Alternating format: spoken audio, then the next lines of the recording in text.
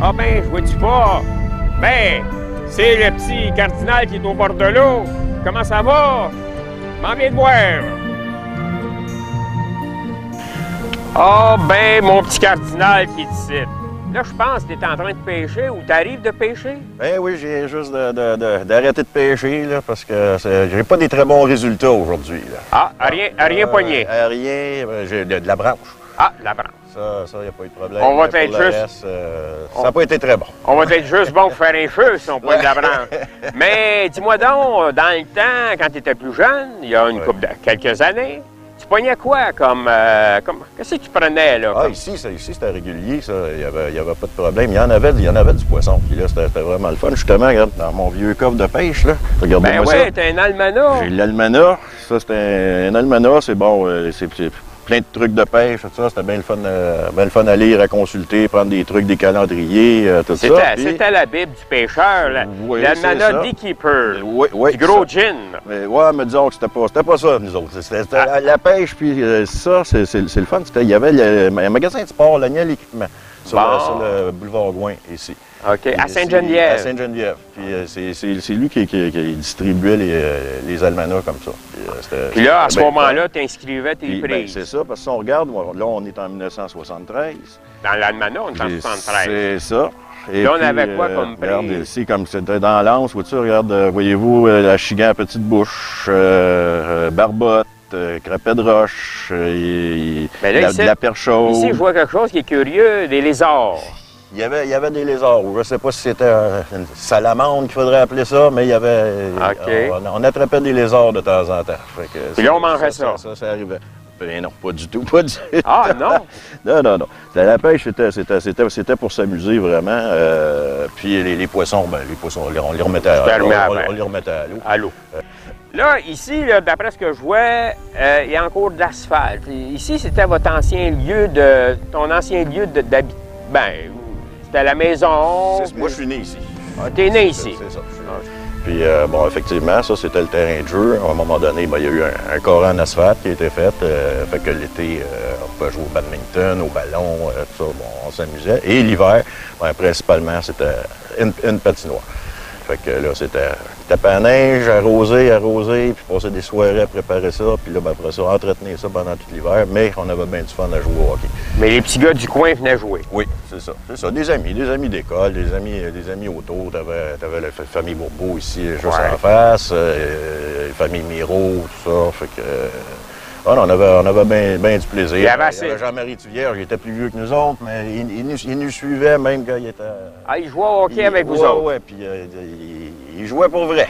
On a bien appris à faire attention. Jean-Marie, il faut dire une chose, il a fait partie des Diables de Sainte-Geneviève à l'époque. Ah oui? Qui était la grosse équipe, je parle de bien des années en arrière, c'était la grosse équipe qui affrontait l'île Bizarre. Et puis même... Je vais te dire, à un moment donné, il y a une équipe qui est venue du bout de Huntsic, dont un des joueurs a joué pour les Canadiens de Montréal, le beau chandail que tu as là, c'était Henri Richard. Ah oui? Ben oui, il habitait dans le bout de Huntsic, Cartierville, puis ils sont venus jouer ici, puis là, je connais pas le résultat. Okay. Mais évidemment, quand ils sont venus, c'était la grosse affaire à Sainte-Geneviève, hein, on peut s'imaginer. Le remplissage, bon, je sais que je fais un peu du coq à l'âne, on me dit que la rivière, c'était plus grand un petit peu, qu'il y avait plus d'espace. Mais là, ça m'a l'air qu'il y a eu de la terre qui était... Moi, j'étais bien jeune là, quand il y a eu ça. Fait que j'ai pas souvenir exact. Mais je me rappelle que, oui, il y avait... à cause de l'érosion, les terrains, justement, ça rapetissait, si on veut. Là, puis tout à coup, là, ça s'approchait plus des habitations. Puis qu'il y a eu du remplissage, mais c'est vague. Le comment ça s'est fait, j'étais trop jeune là, pour... On me dit qu'il y avait bien des inondations au printemps. C'est vrai, ça? Il y a eu des bonnes inondations. L'eau montait, bon, à bon an, mal an, l'eau montait. Bon, on trouvait l'eau qui montait, qui arrivait vraiment sur le bord ici. Puis il y a eu des années où c'était vraiment beaucoup. Puis là, les glaces embarquaient sur le terrain, puis là, on se retrouvait à l'endroit où on est, là, on avait de l'eau à taille. Là. Ah, à ce point-là? Oui, définitivement. Fait que ça allait beaucoup. Il y avait le parc de roulotte, là, qui, tout à coup, à quelques reprises, a été complètement inondé. Au complet, aller jusqu'au boulevard Gouin. L'eau s'en est ici, là, dans l'entrée, là, bien proche du boulevard Gouin. Bon.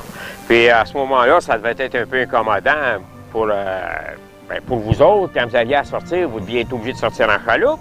Non, ici, c'était pas à ce point-là. Ah, pas à ce point-là. Pas à ce point-là. Ah. Est-ce qu'il y avait bien des animaux? Des animaux, je parle des animaux sauvages, des poules. Des poules, c'est domestique un peu.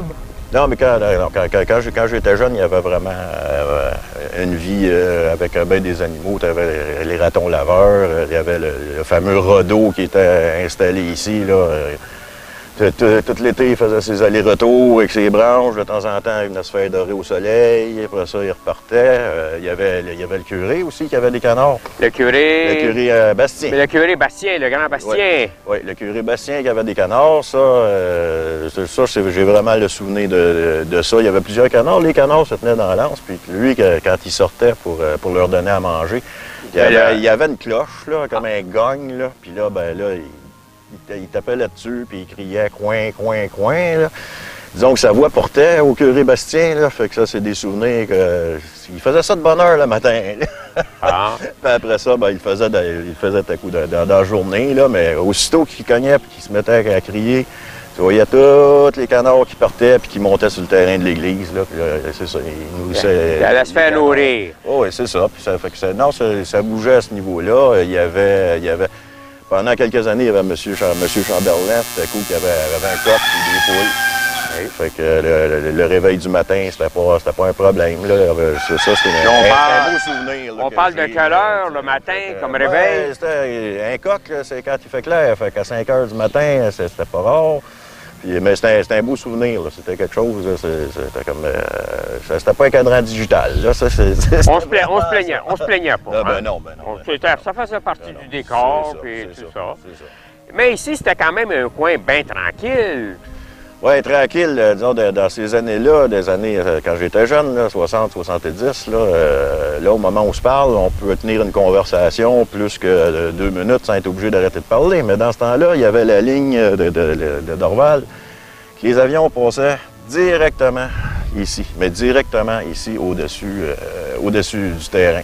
Fait que là, quand ça partait, là, ça pouvait être aux 2 minutes, là. Puis là, il était assez bas quand même. Puis le son, là, on pouvait pas continuer une conversation. Ça venait dans nos habitudes. Il y a un avion qui s'en vient, puis on arrête de parler, on recommence après. Mais moi, je m'amusais aussi, c'est que, il y a un avion qui s'en vient. Puis à force d'écouter tout ça, je reconnaissais les avions. Fait que sans le voir, juste entendre le bruit de loin, je pouvais faire la différence entre un Vicomte et un Vanguard, qui étaient des avions à hélice. Okay. Après ça, il y a eu le DC-8, même le DC-8 allongé. Le son des moteurs différents. Tu as eu le 747, puis il y avait un autre genre de son aussi, ça, on reconnaissait ça.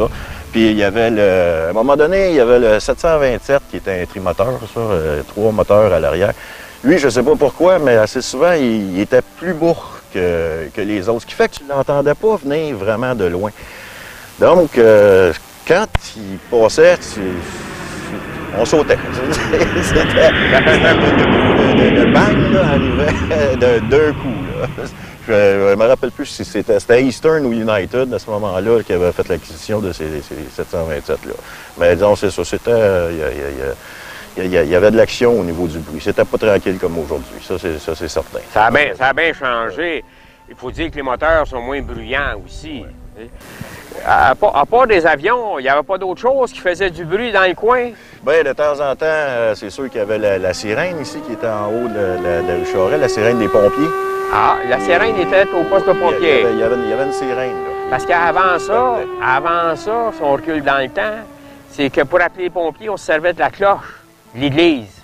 OK. Ça veut dire qu'avec l'évolution, on est arrivé avec la sirène. Oui, moi, c'est ça. Dans mon souvenir, moi, je me rappelle de ça, c'est qu'il y avait la sirène. Puis là, bien, c'est sûr, ça partait. On était toujours curieux de savoir qu'est-ce qui arrive. Puis c'est quel bord que les pompiers s'en allaient. C'est ça, exactement. Pour aller aux nouvelles. C'est ça, exactement. Puis là, ben, des fois, si on avait la chance, ben, tu prends ton bicycle puis tu essayes d'aller voir c'est où. Là.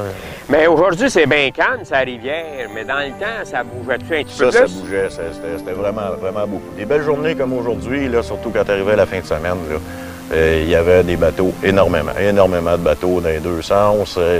C'était comme, il y avait du ski nautique, tout ça, parce que tout à coup, à l'époque, vous avez ici, il y a eu un saut à ski, là. Ah, vis-à-vis? Ski, à peu près vis-à-vis ici, là. Il y avait un saut à ski, c'était quand même pas mal populaire. Fait qu'il y avait, non, il y avait vraiment un gros trafic de bateaux. C'était beau à voir, puis il y avait vraiment de la vie. Puis il n'y a pas eu rien de désagréable ou il y a eu des petits accrochages? Malheureusement, tout était toujours bien. Les gens, quand même, il y avait une prudence, puis tout ça, c'était bien. Malheureusement, à un moment donné, ça, je me rappelle, c'est pas un beau souvenir. Un dimanche après-midi, c'était en 74, je pense. J'étais là sur le terrain, pas très loin, là, tout le monde est dehors, puis tout ça. Puis il y a eu un bang, ça a cogné. Fait que là, évidemment, bon, on accourt, puis on regarde qu'est-ce qui se passe.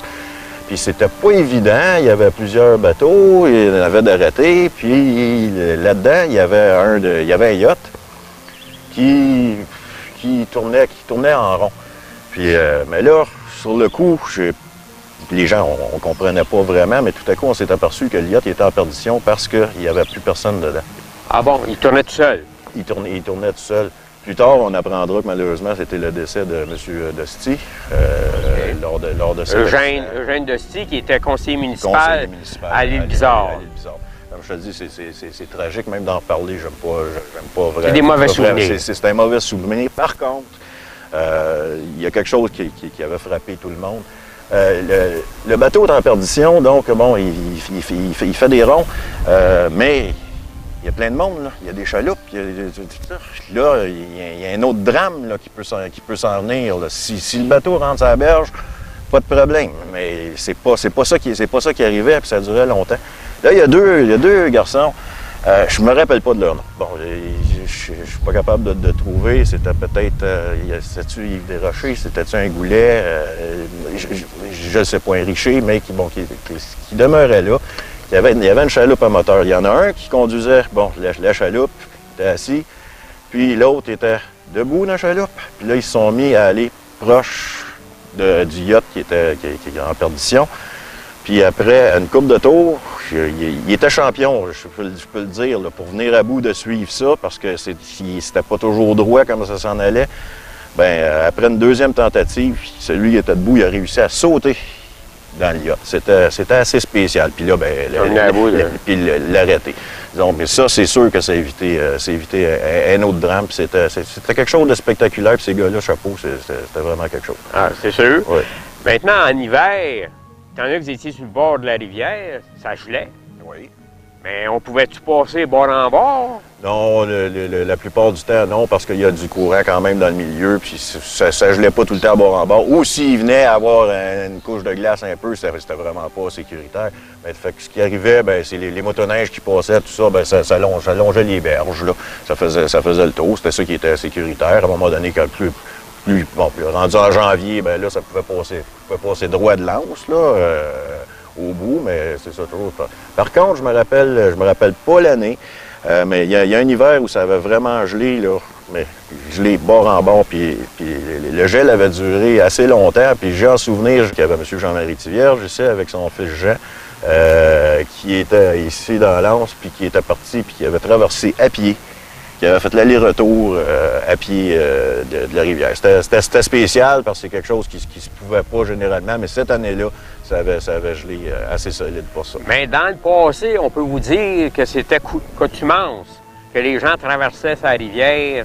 Bien, sur la glace, évidemment, on faisait un pont de glace. Ce qu'on faisait, on bâtissait un genre, on provoquait un embarque qui faisait en sorte que là, la glace bloquait et ça faisait en sorte que là, on venait à bout de... Ça gelait par en arrière, et puis là, on pouvait passer. Fait que ça, au moins, mais ça, c'est vraiment là, historique, qu'est-ce que tu es en train de me raconter là. Mais en tout cas, mon Pierre, ben, ça m'a fait plaisir de te rencontrer, puis ça faisait longtemps qu'on ne s'était pas vu. Ben oui, Charpenteux, c'est partagé, Charpenteux. Ouais, ben là, après-midi, on n'a pas eu bien du temps à jaser avec un puis l'autre. Je sais pas. Ah non, là, à l'heure qu'il est là, je ne ferai pas grand ouvrage à l'atelier de bois. Mais là, je fais bien l'impression que ma douce, elle doit bien m'attendre avec quelque chose, là, elle doit avoir de quoi me faire faire. Mais en tout cas, de toute façon, je verrai bien ce qu'on va faire.